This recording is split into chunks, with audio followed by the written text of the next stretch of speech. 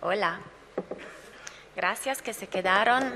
Fue una tarde aventurosa con el asado y después el apagón aventurosísimo. Arrancamos, necesito la primera... yo tengo que... Ajá, ok. Esta cosa, ya que tuvimos una tarde aventurosa... No importa. Bueno, está acá. Ya que tuvimos una tarde aventurosa, esta cosa que ven acá es una miga de pan carbonizada, porque tiene 14.000 años. Es la miga de pan más antigua del mundo, más antigua que conocemos. Se la muestro porque me pidieron de hablar de consumidores, que la única cosa que sé hacer es lo que hago desde hace 20 años. Cuando me piden qué opina un consumidor sobre una marca o un producto, la primera cosa que hago normalmente es buscar el background, el simbolismo pasado, el simbolismo que hay atrás y que hubo atrás en las generaciones anteriores. Bueno, por todo lo que tiene que ver con cereales, pan, y después veremos fideos, tuve que ir a buscar 14.000 años de historia. La miga de pan la encontraron solo hace 2 años en Jordania y era un pan ceremonial. Entonces, la cosa importante acá de esa premisa es que era un pan ceremonial. Desde hace 14.000 años, cuando uno busca el background simbólico que hay atrás, productos a base de trigo, productos a base de cereales, siempre se encuentra con palabras como festejos, ceremonia.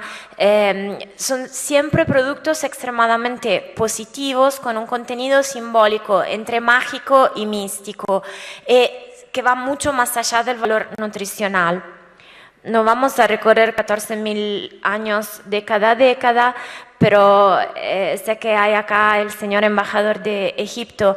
Entonces, hace 4.000 años más o menos en Egipto se empezó a desarrollar el culto de Osiris, que nacía cada vez que se plantaban semillas y renacía cada vez que la semilla renacía.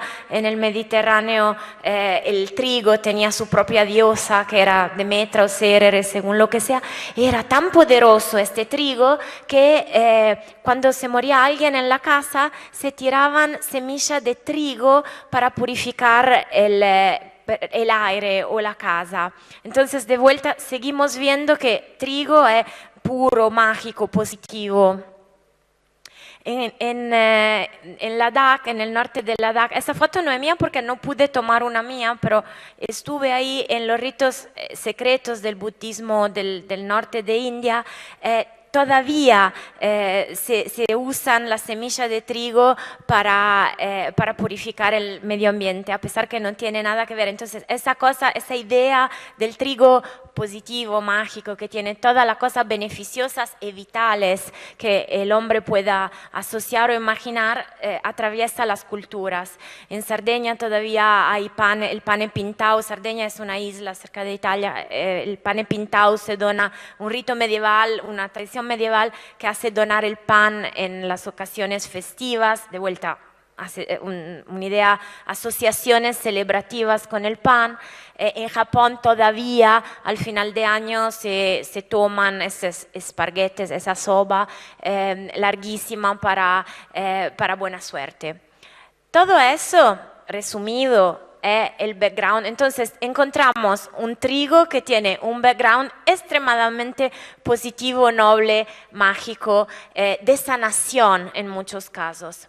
¿Y ahora qué pasa? ¿Qué pasa al consumidor actual? Vamos a recorrer 5 trends del consumidor actual. Entonces, la primera cosa es que el consumidor actual es extremadamente sospechoso y escéptico. No, pero quiero decir esa palabra. Escéptico. Me entrené ayer, pero no aprendí todas las palabras. Es extremadamente escéptico hacia las marcas, primera cosa.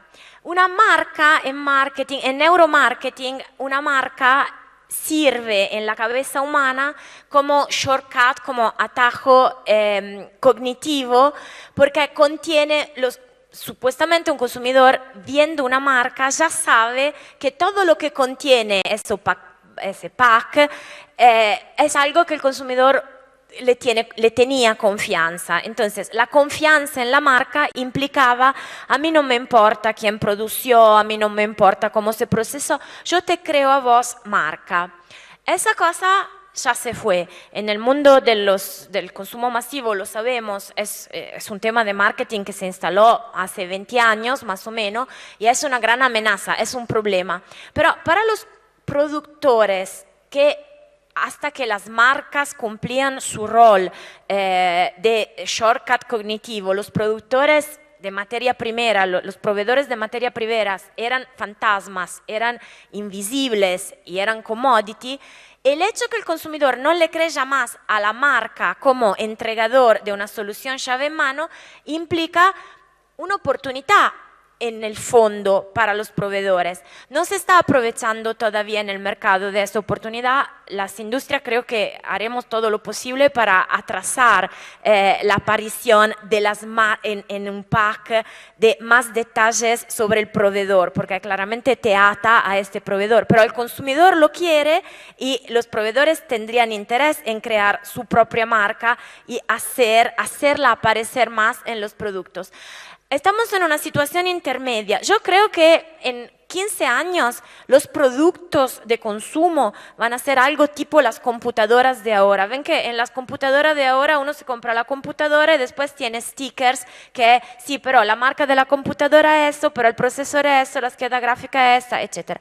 Yo me imagino pack muy parecidos a esto, pack de comida, muy parecidos a esto dentro de 15, 20 años. Estamos ahora en una situación intermedia. El consumidor compra cosas y elige certificaciones. Las certificaciones también, pero son una ocasión para los proveedores para estar presente y presentarse en primera persona hacia el consumidor final. El consumidor quiere elegir si quiere una semilla transgénica o no. Puede elegir que no le importa, pero quiere saberlo y quiere elegir. Quiere elegir orgánico o no. Barilla, antes se mencionó Barilla. Barilla tiene los dos productos, que si lo pensamos profundamente es una contradicción, porque uno dice, te doy un producto orgánico, ¿quieres ser envenenado o no? En el fondo la oferta es esta, o le creo o no le creo. Pero el consumidor, hay algunos que le creen, otros que no, y hay opciones, pueden convivir en ese caso las opciones. El consumidor quiere elegir su propio pack, que implica, quiere saber si come si dice, que si el envase es completamente biodegradable, parcialmente biodegradable. Todas esas cosas representan una gran ocasión para los proveedores para salir del anonimato y de la pura commoditization. Un par de ejemplos que cuento siempre, en Italy, en Nueva York, a Tokio, se vende azúcar. Azúcar entiendo que es la cosa más es uno de los bienes más commodity que se puede imaginar. Hay una marca de azúcar que empezó a poner caras, cada año pone la cara real de algunos de los campesinos que trabajan con ellos, con la historia, atrás en el pack de la historia, y pone el año de cosecha. Yo no soy agrónoma, pero entiendo que el año de cosecha por el azúcar es irrelevante, el azúcar tiene sabor a azúcar, pero lo ponemos en el pack, y no es el vencimiento, es ahí donde dice raccolto, raccolto significa cosecha, es ahí donde dice... Te digo también, te cuento quién lo cosechó y te cuento el año de cosecha. Eso es un ejemplo de cómo un proveedor de una materia prácticamente indiferenciada salió a la luz, salió de la oscuridad y suma valor a partes del proceso que de otra forma solían ser desconocidas. Y la otra cosa que está pasando es el origen del trigo. Todavía no llegué yo a ver pack de pasta con marca de proveedor de trigo, pero sí está repleto de pack de pasta con no el país de producción, la región de producción del trigo. Entonces hay una sorta de marca geográfica de producción del trigo. Todo eso, ¿por qué? Porque el consumidor quiere tener la sensación que está eligiendo. Está en una fase que dice, yo no le creo a la marca, quiero elegir más contame más. Quien llegue a contar más y a crear historias atrás de la producción también, va a ganar, va a aprovechar de ese trend por lo menos. Hay un segundo trend, son dos, tenemos 5. Hay un segundo trend que es el consumidor con temor. Es un consumidor que de vuelta viene de 14.000 años de pensar que el trigo es el bien absoluto y ahora como que demoniza el trigo. Lo peor, después lo van a hablar mucho más con el doctor Cormillot, entonces en ese punto voy rápida, pero lo peor es que demoniza el trigo sin llegar a saber aportar explicaciones lógicas. Entonces, cuando tenés enfrente a alguien que tiene sensaciones negativas y no argumentos negativos, es mucho más difícil contestarle porque no sabes cuál es el problema. Sin embargo, en marketing de consumidores no se le pueden retar, o digo, no se puede dejar de quererlo a los consumidores. Tomamos el punto que el consumidor tiene sensaciones negativas hasta el gluten. Llevé muchos números, pero me parece que pueden llegar a ser muy aburridos. Uno para todos, el último estudio que hizo Gallup en Estados Unidos, el 67% de los norteamericanos están intentando reducir el consumo de gluten porque se sienten mejor. Dicen que se sienten que le duelen menos los huesos y la cabeza más lúcida cuando comen menos gluten, cuando sabemos que la celiaquía es menos del 1%, la intolerancia es menos del 10%. Entonces son sensaciones. Es muy difícil contestarle, pero de otro lado no alcanza con decir nosotros creemos en el gluten. Como en una actitud, la actitud es entender qué pasa realmente en la cabeza del consumidor final, tampoco del comprador, del consumidor final, porque es hacia él que tenemos que hacer algo, o en términos de comunicación o en términos de prácticas. Y acá vengo a ese tema y voy muy rápida sobre ese tema. El consumidor, hay muchos consumidores que están convencidos que los estamos envenenando. Yo no estoy afirmando que está pasando, pero hay un temor extremo sobre ese tema. Me dijeron, se dice presunción de culpabilidad. Como por la duda el consumidor dice, si sos empresa, tenés que ser malo. Y demostrame que no es así. Eso de vuelta es algo que nos incomoda enormemente, sobre todo cuando tenemos que ver, yo trabajé toda mi vida no directamente con el trigo, pero con productos directamente derivados del trigo, siempre pensando que eran la pureza por excelencia, tipo, la pureza. Entonces entiendo el mal humor que pone enfrentarse a estos temas, pero la actitud es entendemos más de lo que tienen en la cabeza ellos, no nos enojamos con ellos, sino intentamos contestarle, aunque sea a nivel científico, pero con medios muy cercanos a ellos, con informaciones en el pack mismo, que es la única cosa que seguramente miran los consumidores. Bueno, esa era la parte difícil. Tercer trend, tenemos un consumidor extremadamente choosy, el consumidor que quiere elegir. Hace unos meses salió una entrevista a Paulo Barilla, que es uno de los dueños de la empresa de pasta más grande del mundo, y le preguntaron cuál iba a ser el futuro de su empresa. Y él dijo, oh, el futuro de mi empresa es que vamos a ser una empresa de impresoras. ¿En qué sentido una empresa de impresoras? Bueno, una de las cosas que piensan es que las impresoras 3D podrán ser en un futuro quizá no completamente inmediato, las impresoras 3D podrán ser o hacer en las casas de los consumidores los que la maquinita de Nespresso ya hizo para el café. Los datos de café que se consume más en casa, más y más en casa, son muchos. Lo mismo la cantidad de máquinas para hacer pan en casa o pizza en casa, son muchos. Esa es otra ocasión para los proveedores que estaban mediados para las industrias para salir de la sombra, porque hacer pan en casa, pan ahora ya se hace en casa o pasta cuando se hará más en casa, implicará tener que elegir harinas. con esto yo tengo una queja personal que yo ya hago mucho pan y pasta en casa y en las góndolas de harina acá hay dos opciones. En la góndola de harina de Estados Unidos, de Europa, hay muchas opciones. Entonces, este trend, que es un trend que en el fondo le conviene a los productores finales, hay que ayudarlo a nacer. Yo no creo, en realidad, yo no creo y los estudios demuestran que el marketing no se puede inventar cosas, como si un consumidor no quiere algo, no quiere algo. Pero si ves un trend emergente y lo querés acompañar, sí se puede acompañar. En ese caso, se trataría de acompañarlo con una oferta con más variedad. Y no sería imposible. Bueno, hasta acá los primeros 3 trends que vimos eran trends de muy corto plazo, cosas que están pasando o que van a pasar a corto plazo. Los últimos 2 trends son 2 trends más de mediano a largo plazo.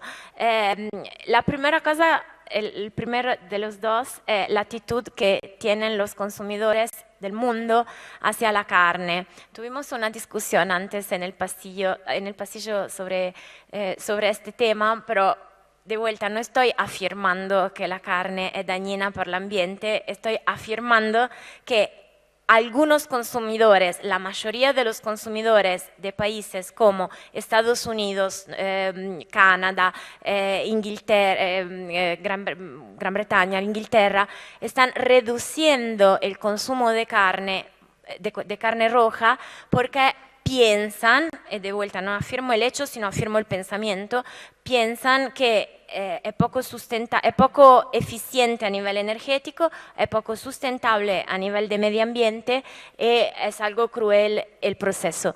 Eso implica que se están dejando de comer toneladas, pero también platos. Hablamos de comida, hablamos de toneladas, pero hablamos mucho de platos, de número de veces que se come y de calorías. Se están dejando en países del norte de América, de Europa, de comer carne.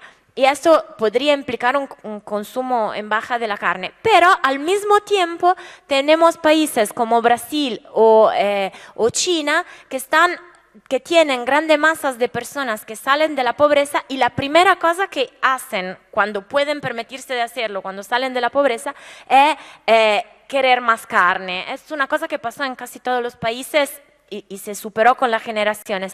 Entonces, el consumo de carne, en realidad, a medida que aumenta la población mundial, a medida que aumenta la población de países con gente que sale de la pobreza, aumenta y va aumentando. ¿Qué nos importa, ya que ese es un congreso de trigo?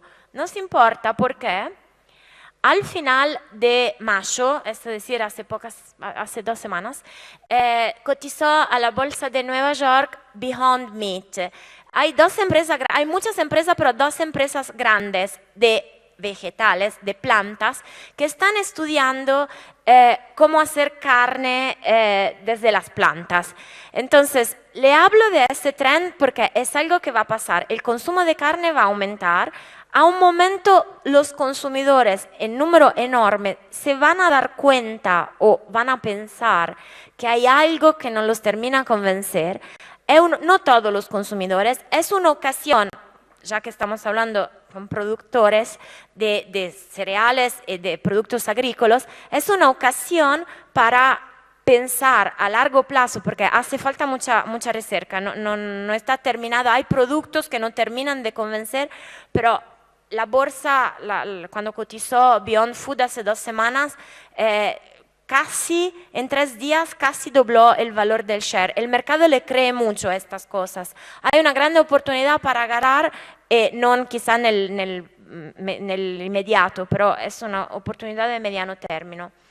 El último trend, acá por simetría con lo que hice antes, habría tenido que poner una cara de una persona, pero el título del último capítulo es El consumidor hambriento. La última cosa, no la última cosa, pero digamos la última cosa que quiero contar hoy o que quiero compartir hoy es que los consumidores del futuro van a tener hambre. Lo vimos ayer a la mañana con la presentación de World Bank. Se piensa que no van a haber, dentro de 2050, no van a haber calorías para todos. La implicación de esto, no va a haber comida para todos. La implicación de esto es que se piensa también que no va a haber mucha más tierra para cultivar, el tema es como sacarle más provecho de la tierra que se puede cultivar. Una cosa importante en ese sentido no es un trend que tiene que ver con el lujo. Hasta los primeros trends dijimos es un trend más de lujo. Eso es un trend grande y de nutrición. Los consumidores no comen toneladas, comen calorías, necesitan nutrición.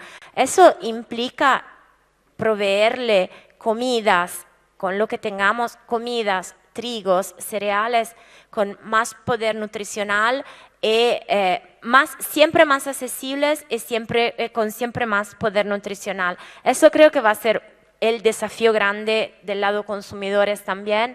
Creo que va a ser una de las cosas más importantes sobre la mesa. Estoy atrasada de 36 segundos, pero terminé. Bueno, suerte. Fue un placer estar acá y compartir 2 días con ustedes.